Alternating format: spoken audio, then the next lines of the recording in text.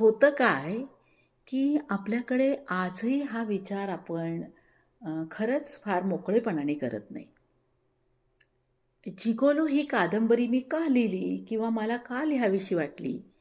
हा जो प्रश्न आहे ना, तर त्याच्या मागचं कारण हेच आहे, की समाजामध्ये अ, इतक्या वेगवेगळ्या अ, गोष्टी घडत असतात आणि लैंगिकतेच्या संदर्भात किंवा स्त्री-पुरुष संबंधामध्ये त्यांच्या ज्या शारीरिक गरजा असतात, ज्या शारीरिक गरजा हा आपल्या व्यक्तिमत्त्वाचा फार मोठा भाग असतो, तर त्याच्याकडे आम्ही आजही लक्ष देत नाही.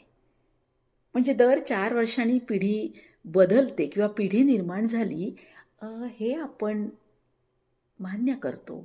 पण आपण स्त्री-पुरुषांच्या शारीरिक संबंधाविषयी, त्यांच्या भावभावनांच्या विषयी आपण खूप अनभिज्ञ आहोत, असं दाखवून आपण मला वाटतं त्या भावनेचं दमन करतो आणि हे चुकीचं आहे.